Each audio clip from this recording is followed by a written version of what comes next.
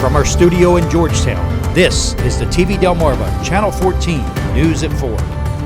Hello and thank you for tuning in to TV Delmarva Channel 14 News. Straight ahead, a Milford jewelry store has gone viral after signage is shared on social media. What the owner is saying and the reasons for them. Rehoboth Beach Police arrest a man who leads officers on a short pursuit which ended in a crash and discovery of drugs in the vehicle. What police are saying about that incident. And more people are returning to dine-in restaurants, but the industry is still hurting. A look at how restaurants are still reeling from the pandemic. These stories and more are coming up, but weather first with meteorologist Hunter Outen.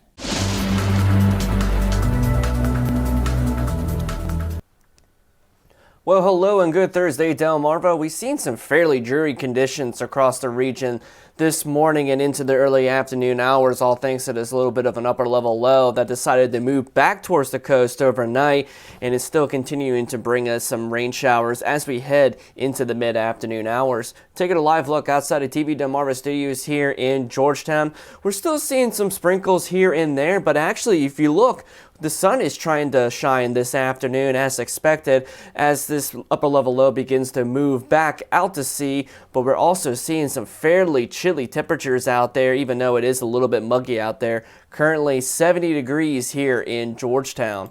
Take a look at some radar across the area. You can see the rain showers that moved through during the early afternoon hours, but now really started to disintegrate out there, and we're going to be continuing to see decreasing clouds as we head into the overnight hours tonight with a chance of some patchy fog developing after midnight.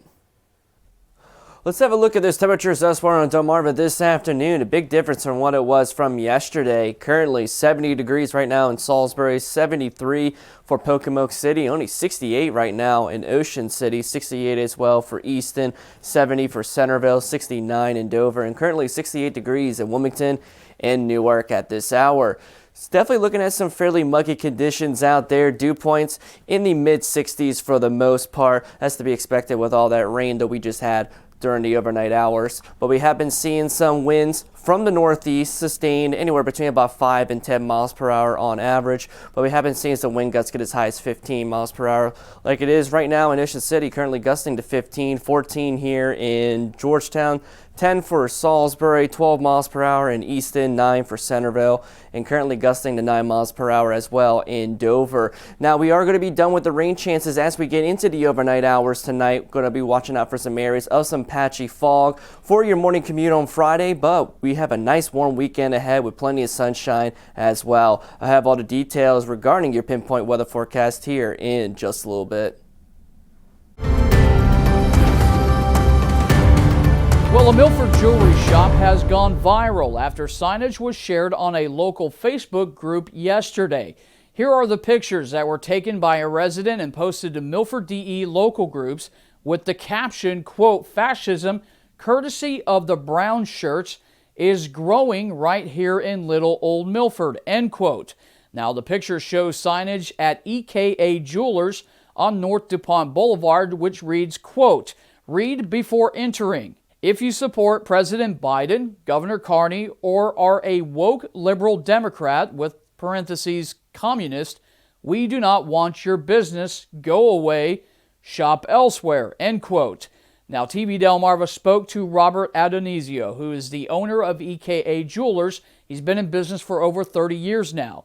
He did not want to be recorded, but told us that the sign was his First Amendment right, and it went up in response to several gun bills in the Delaware legislature that are what he says, quote, "trampling the Constitution." Adonisio says he's mainly received support for the signage, but he also has received threats since the sign has gone viral, which has forced his, quote, "girls not to come in." He also tells us that he's received calls from people claiming to be Black Lives Matter who called him racist and questioned him on the signs. Now, he did say, quote, "That is not what my father or uncle fought for in World War II. And he also tells us, quote, "The signs have nothing to do with that." Now, TV Delmarva shared the Milford Locals post to Mr. Adonisio, to which he says, quote, "Brown shirts take your rights away. So that don't make sense. I don't get it," end quote. We reached out to the person who posted the now viral photos, but we have not received a response. While reaction to the post was mixed, admins of the page were forced to turn comments off. One of the admins saying, quote, "It's a shame that folks can't just disagree respectfully, but such is life these days," end quote. Well, we want to hear from you, Delmarva. Do you agree or disagree with the signage? We want to get your opinion for our weekly news segment on Friday. Let us know on our Facebook page, and your comment may be aired during the news tomorrow. And of course, you can get more information on this story by going to our website, tvdelmarva.com. Well, a Millsboro man is in jail after allegedly leading police on a chase that ended crashing into another police vehicle. The incident happened at around 7 p.m. on Tuesday night. Rehoboth Beach police say officers attempted to stop 34-year-old Terrence Savage, who was driving a Mercedes-Benz with fictitious Delaware registration. When the officer attempted the traffic stop in the second block of Baltimore Avenue, a passenger fled the vehicle and Savage sped off with the vehicle. The pursuit lasted less than a mile and ended at the intersection of Christiana Street and Rehoboth Avenue.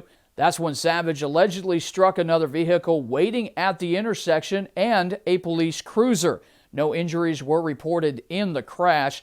Savage was taken into custody. A search of his vehicle turned up several drugs and paraphernalia, including cocaine, heroin, oxycodone, and marijuana.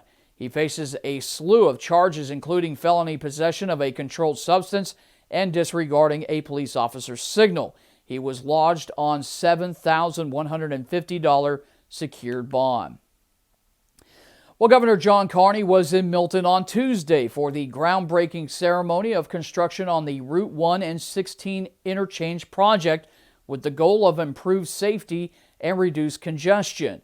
The $40 million project will include a bridge and entrance-exit ramps at the intersection of SR1 and SR15 near Milton, and elevating SR1 over SR16 with new dual bridges to improve better movement for north and southbound directions.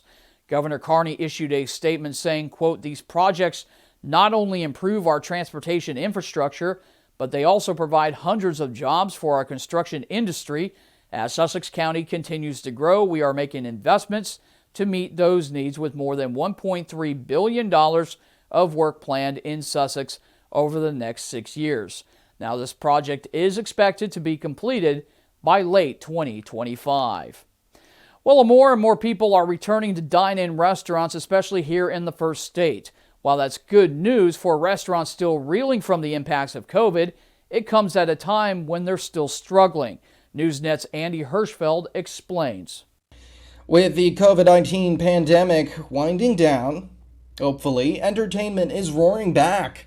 More people are dining out rather than dining in, and that's stimulating the vibrant food service economy. According to a new survey from Yelp, reservations have surged. They're up 107% on a year-over-year basis. Supper clubs up 200%, and the big number here is their searches for indoor dining in particular. That's up a staggering 6,300%.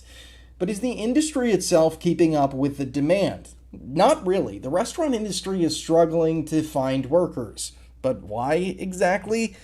That's because it's been plagued with problems. It's facilitated harassment and low pay. That's a big part of what's fueled the Great Resignation. Workers just don't want to put up with it anymore. According to a report from the National Restaurant Association, 74% of fast casual restaurants in particular say they're understaffed. And while restaurant chains like Chipotle, for example, are raising wages, it is limited and not standard across the board. In fact, some restaurant owners and franchisees have taken this economic situation to their advantage. That includes this Applebee's franchisee who said that higher gas prices could actually be an excuse for them to lower wages back down. He outright says that his typical workforce lives paycheck to paycheck, and that mom and pop shops could actually benefit from doing the same thing. He's not wrong though. Those mom and pop shops are having to drive up their prices, cut their staff, and overextend others, cut wages, or close their doors. It's kind of a perfect storm. Regardless, the sub-minimum wage in this country is still at $2.13 an hour. That won't cover a gallon of gas, a carton of milk, and definitely not a rent check. Waitstaff continues to walk out in droves, sending a clear message to owners and franchisees they're not working for wages like that. In New York, I'm Andy Hirschfeld reporting. Coming up, President Joe Biden is calling for a federal tax holiday on gas prices, a move Republicans are calling a gimmick. We get the full story during our national news segment when we come back. Stay tuned.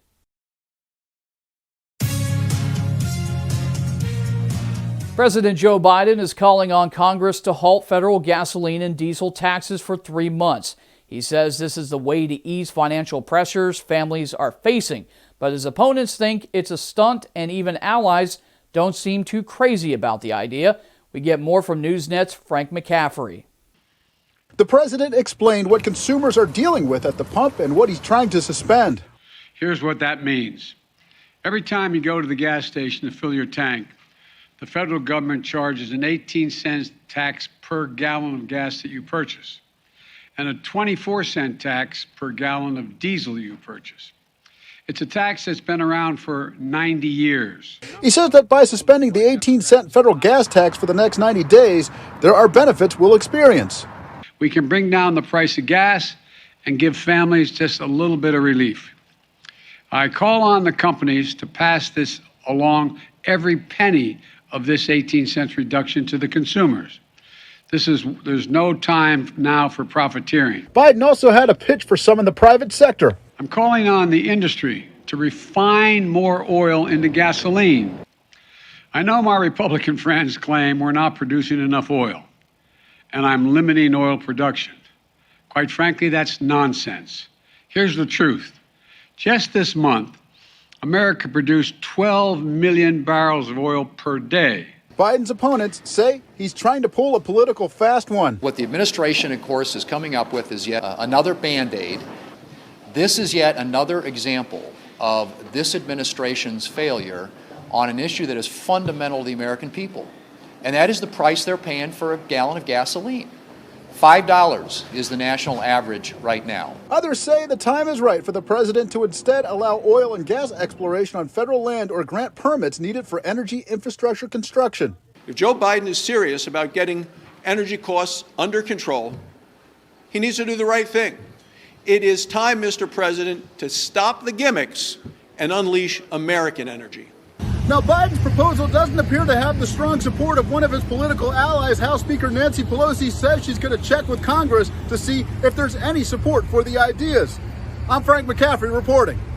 Well, we had a beautiful evening and start to the morning, but a chance of rain is in the forecast. Let's get a preview of your pinpoint weather forecast with meteorologist Hunter Outen. Showers will begin to slowly dissipate over the next few hours and may allow the sun to shine just before sundown today. We'll cool things off in the overnight hours, but we will have to watch out for the development of some patchy fog for your Friday morning commute. Another wonderful weekend is ahead, but much warmer than it was last weekend with plenty of sunshine to go along with it. Now, will the fog make any big impacts to your morning travel? I'll let you know when we come back here on TV Delmarva, Channel 14 News.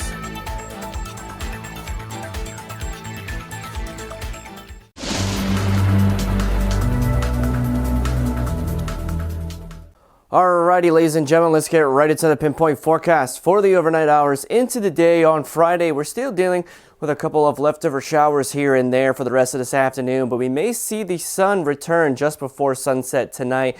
And for the overnight hours, we're going to be continuing with those decreasing clouds, but definitely going to be watching out for some areas of some patchy fog developing just after midnight into your morning commute tomorrow with that continued light onshore breeze as well. Temperatures tonight, nice and comfortable for the most part, 60 to 64 degrees with winds from the northeast at about 5 miles per hour.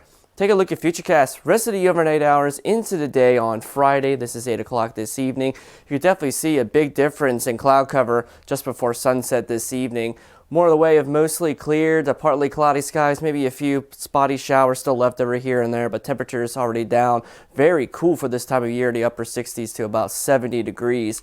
Going into the heart of the overnight hours, we're going to be looking at mostly clear skies, and we're starting to watch out for some areas of some patchy fog beginning to develop with those much cooler temperatures as well into the lower 60s. But heading out the door tomorrow morning, we're definitely going to be looking at more widespread areas of some patchy fog with our temperatures warming back up into the upper 60s. But a nice afternoon is in store going into Friday, though. We're starting to see a little bit of cloud cover trying to move in from the south and west, but the temperatures are going to be warming up into the lower 80s, right where they should be for this time of year. And then by the evening hours, we're going to be looking at decreasing clouds once again, temperatures in the lower 70s just around sunset. And then for the overnight hours into Saturday morning, going to be looking at another nice cool night, mostly clear skies, temperatures dropping back down to near 60. Take a look at the Friday forecast overall. We got partly sunny skies. Still watch out for areas of some patchy fog tomorrow morning. Warmer day ahead as well, but no complaints about that temperature though. 80 to 84 degrees with a light north wind at about 5 miles per hour. Take a look at the allergy index for your Friday. Going to be looking at some medium levels of pollen, 4.9 out of 12 on our scale. And we're still only dealing with two main allergens in the area for grass pollen and plantain for Friday. Now we're going to switch gears to take a look at the beach forecast for your Friday. Beginning with the Atlantic, we definitely got more in the way of sunshine, mostly sunny skies, 70 degrees. Winds from the northeast at 5 to 10 miles per hour with seas right around 3 feet. Take a look at the Delaware Bay, mostly sunny skies as well, 71 degrees, winds from the northeast at 5 to 10 miles per hour with seas of less than 1 foot expected. And then the Chesapeake Bay region, a little bit more cloud cover, partly sunny skies, 79 degrees, winds from the northeast at 5 miles per hour, and seas of less than 1 foot expected for the Chesapeake Bay region. Now, as we get into the overnight hours tomorrow night, going to be looking at another beautiful night in store, mostly clear skies, comfortable temperatures, still got some light winds as well. Overnight lows of 60 to 65 degrees with winds from the southeast at about 5 miles per hour. Now let's take a look at that extended outlook because we're finally going to be done with those cooler and drearier conditions that we've seen in the last 24 hours. For this coming weekend, we're actually going to be warming things up well into the 80s to near 90 degrees for both Saturday and Sunday, but there is a chance that we may see a pop-up thunderstorm in the afternoon hours on Sunday, but a greater chance for some scattered thunderstorms as we start the new work week on Monday. Temperatures still holding steady in the upper 80s. We're going to cool down a couple degrees going into Tuesday with some morning scattered showers, but then we're going to look at a potential another warm-up just in time for the 4th of July weekend, getting back into the upper 80s and maybe even a few days in the 90s. Thank you, Hunter. Coming up, an early morning rocket launch is scheduled for tomorrow from Wallops Island, what the launch is carrying, and when you may be able to see it when the news continues. Well, a NASA sounding rocket is scheduled to launch Friday morning between 5:30 and 8:30. You got to be up early from the Wallops Island facility. That launch was initially scheduled for today, but technical issues and weather forced a delay. The 36-foot-long Terrier Improved Orion Suborbital Sounding Rocket, that's a mouthful, is set to launch student projects from students across the country, including the University of Delaware. Those projects include the effects of high radiation exposure levels on high-frequency components, while simultaneously developing an open-source project platform for future use within the RockSat community. They also plan to collect miscellaneous flight data and test the physical durability of a gallium nitride transistor. The third experiment is to accurately measure the temperature and density of electrons as function of changing altitude. The launch will be streamed on the Wallops Facility YouTube channel. We have a link on our website as well as every project for this launch at tvdelmarva.com. Weather permitting, and if you're up early, people on the Delmarva Peninsula should be able to see the launch. The Wallops Visitor Center and viewing area will not be open for this launch. Weather Classroom is sponsored by No Nonsense Office Machines, committed to providing quality products and services with over 15 years of experience here in Sussex County.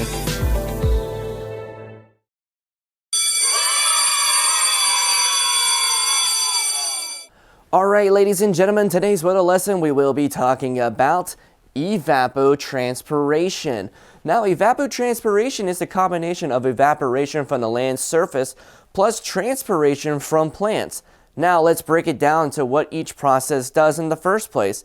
Evaporation, of course, is the chemical process of the sun evaporating liquid water to a gas known as water vapor from the water on the land's surface. Now, transpiration is very similar to evaporation, but plants will also release water vapor from its leaves, taking the moisture and nutrients from the plant's roots and releasing water vapor as the ending process.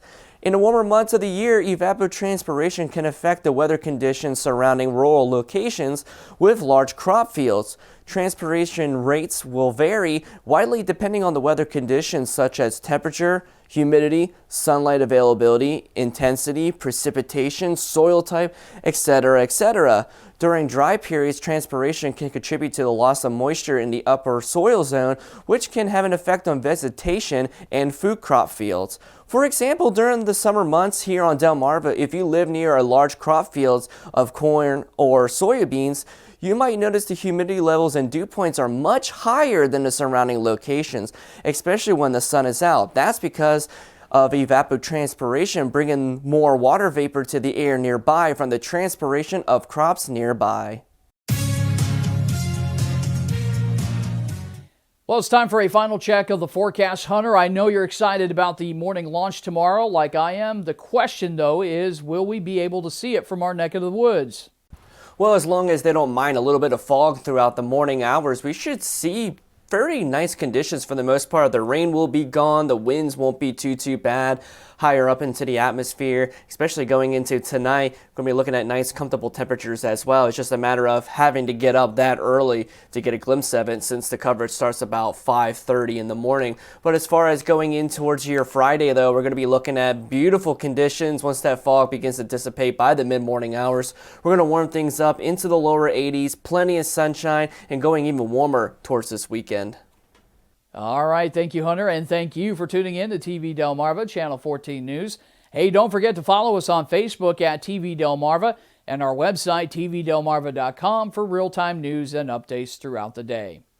I'm Jonathan Mistrott reporting for TV Delmarva, Channel 14 News. Have yourself a great evening.